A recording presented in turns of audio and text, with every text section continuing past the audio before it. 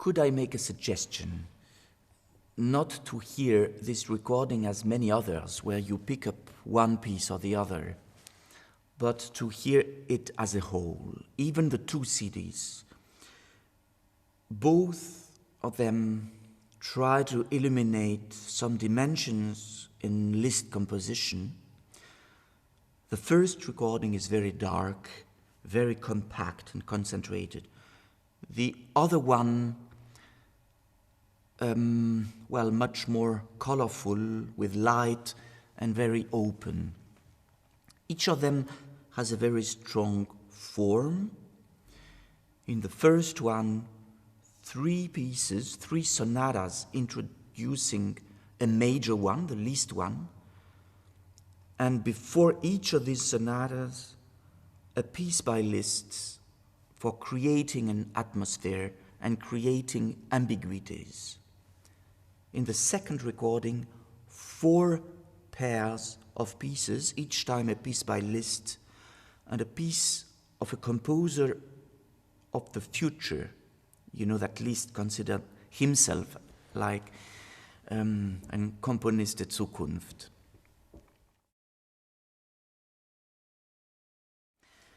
Now, thank you if you have the courage to hear an entire CD, for feeling the borders, or maybe the lack of borders, between one style and the other one. What is done on purpose, of course, feeling the ambiguities of Liszt's late style, and on the other hand, the incredible richness, complexity that is contained in the piano sonata. In the first program, 3 sonatas in one movement. So the wish of a continuity, not the 3 or 4 traditional movements, but one big arch, the romantic big arch, as Liszt does with his sonata, where he integrates the 4 traditional movements in a unified big story. Wagner does that in his operas, and, well, he's present with his piano sonata in this program. In his sonata, Liszt presents also the form of a single sonata movement, A, B, A, and that we find in the Berg sonata in a very perfect way, very complex as well. A lot of polyphony, a lot of expressionism or pre-expressionism, a lot of drama. We feel the opera composer.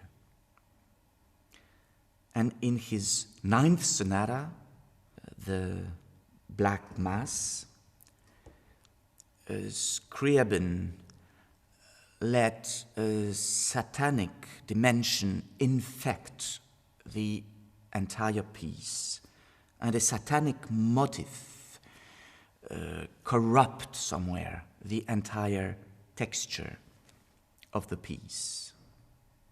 And this gives the hand, of course, to the way how motifs work in the Liszt sonata, and how the game of devil, the Faustian game, organizes and articulates the big masterpiece. Contrasts and unity, that's the challenge that Liszt achieved in his sonata. And this is a little bit our challenge in the entire program. Very different styles, of course, and ways to write for the piano. But somewhere, a common way to work with harmonies and to the borders of harmonic language. at the start of the Lugubre Gondola from Liszt, for instance, how he uses the interval, the sixth, in his accompaniment, as well as in the melody,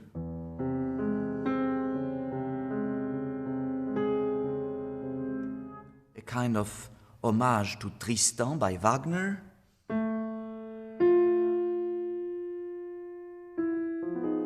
the opening interval that we will find in a mirror at the start of the Wagner sonata.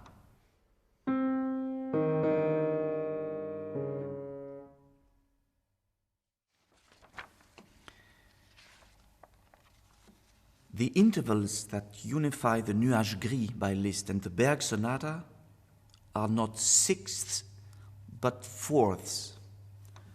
But there is a traditional fourth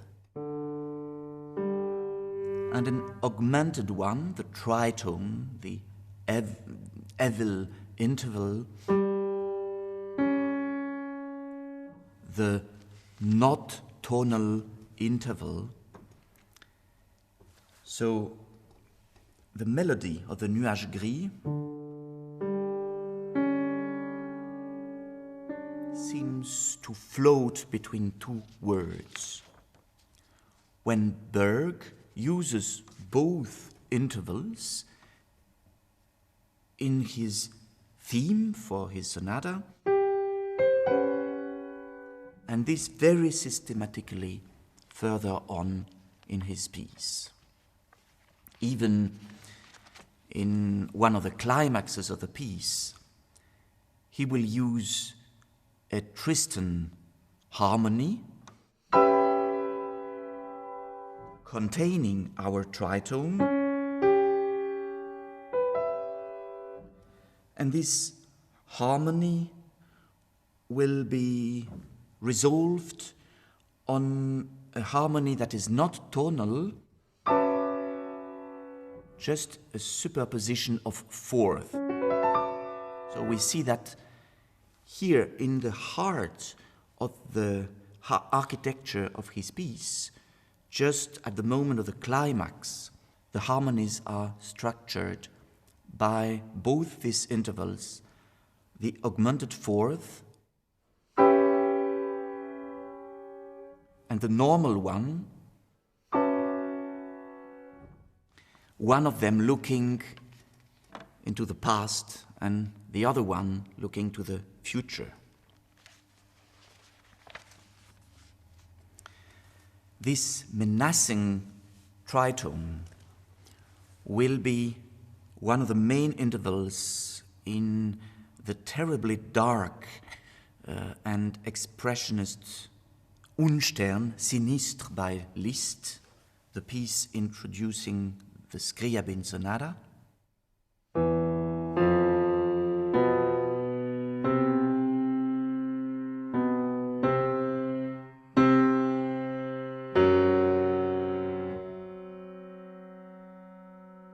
Here we are with our tritone.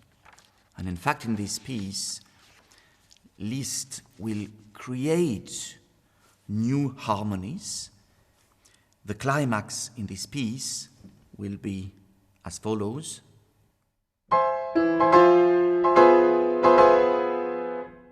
And this harmony is really something completely new. Tritone is everywhere in the Scriabin language. In his very complex harmonies, like this one, or that one. If we concentrate the last one you heard, we hear a kind of harmony that is not so far away from the harmony we have heard on the climax in the previous Liszt piece. And concerning the thematics in Scriabin that are extremely characteristic and always changing, we can notice that some of the themes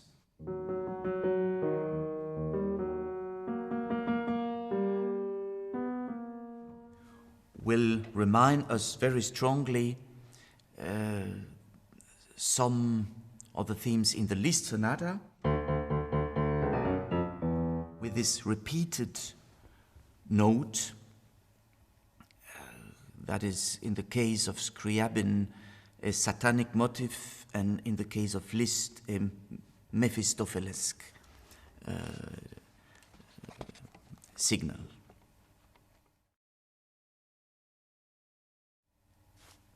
Two mourning pieces at the start of the second program to make a link with the first one.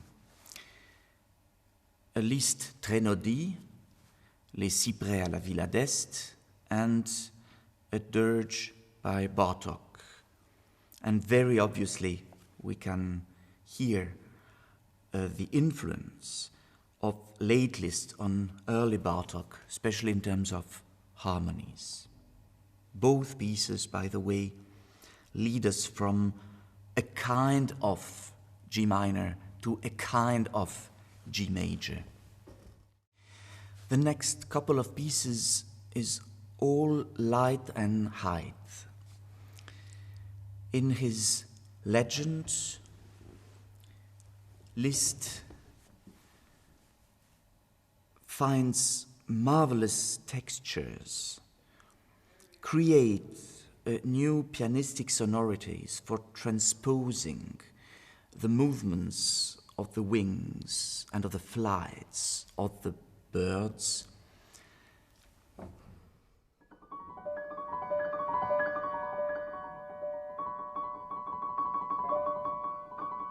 And at the end, their flight up to the heaven.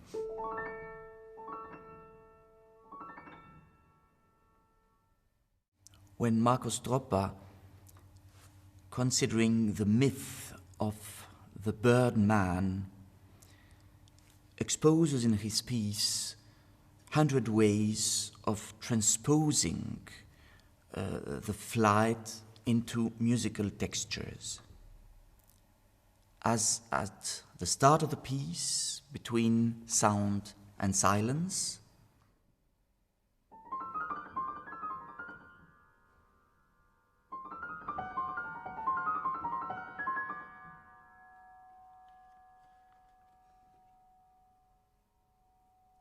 later on, a much more virtuoso fly or try of flying.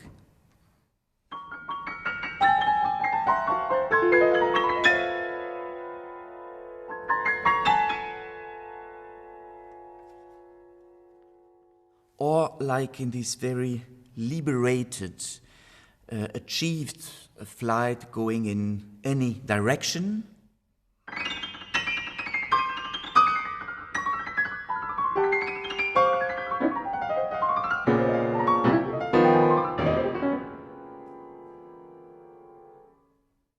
Now you heard a big richness of resonances. They are created partly because the pianist and his page turner are playing mutely a very rich chord at the start of the piece, and the foot of the pianist keep it hold thanks to the third pedal of the piano. So all the notes that we played discreetly now will resonate when I play other notes, like in the following passage.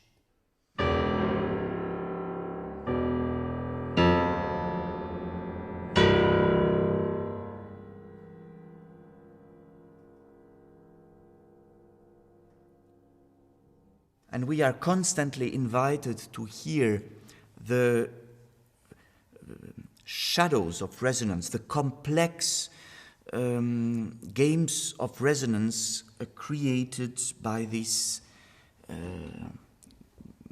preparation. So our ear has to work hard in order to be used like a microscope somewhere for analyzing and enjoying all the richness of these resonances. So when the composer picks up a chord from Luciano Berio, whom he gives an homage to in this piece, this is not for repeating it constantly, this is more from entlighting parts of the chords one after the other.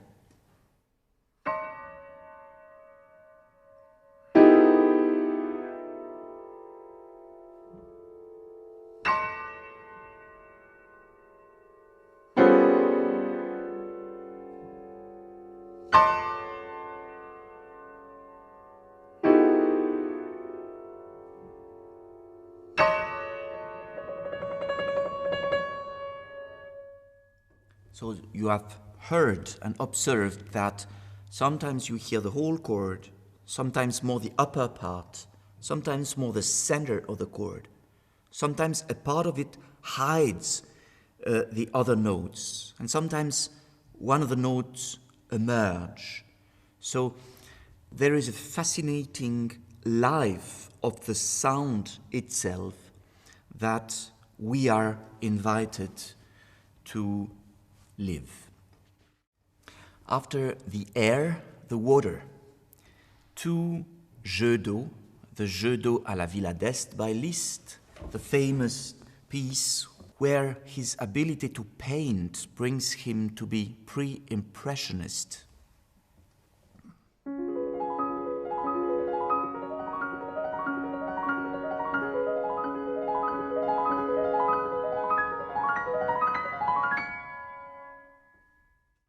But to his love of nature, he adds his spiritual dimension. For instance, at the moment where he make a quote from St. John,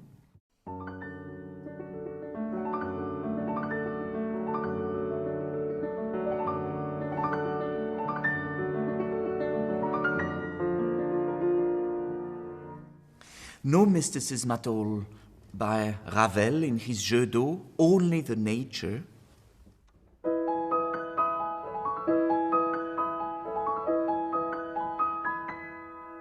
And a kind of touch for each note that brings Ravel maybe more in the pointilliste direction.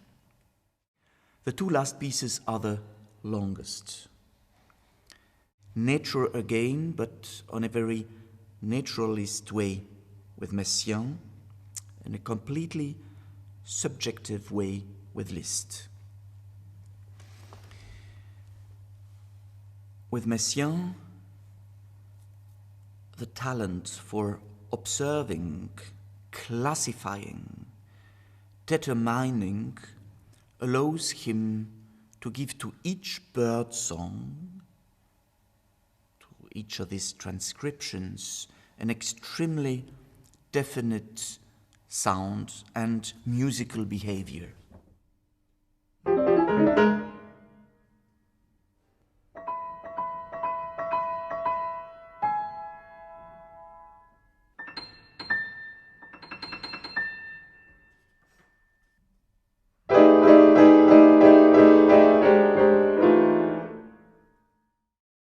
But what's very specific in this extract of the Catalogue d'Oiseaux is the sense of time. The entire piece goes from the sunrise to the sunshine. And when we see the colors of the sunrise, you know that Messiaen, thanks to his synesthesia, has seen colors when he has heard sounds, will have also a feeling of majesty and a feeling of implacable time.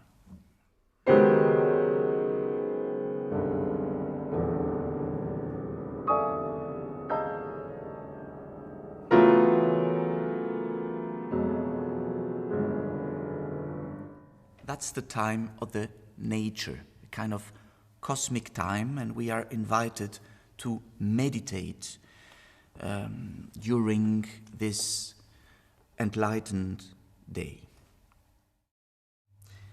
It's all the contrary with the time of Liszt, not only because it's a night, but because the night, the Sénancour's night, is a symbol, of course, but it's a symbol of the human time, or the human life that is gone, with all romantic doubts and regrets. What is, of course, extraordinary in this famous piece is the way how Liszt transforms the motive of his complaint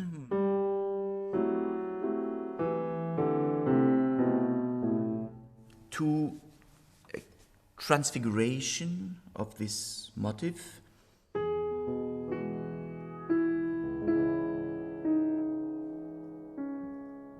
showing again somewhere his own contradiction. In fact, these contradictions, these inner contradictions, has brought him to compose such different pieces in his life, from very deep to very superficial, from very socially consensual to extremely avant-gardist, from extremely brilliant and demonstrative to extremely inside. And when all this dimension come together, and when he is able to make a synthesis of his own contradictions, then he's maybe at his top, like in the piano sonata, where he shows this ability as an architect to transcend his own contradiction by constructing a big architecture based on characters' oppositions.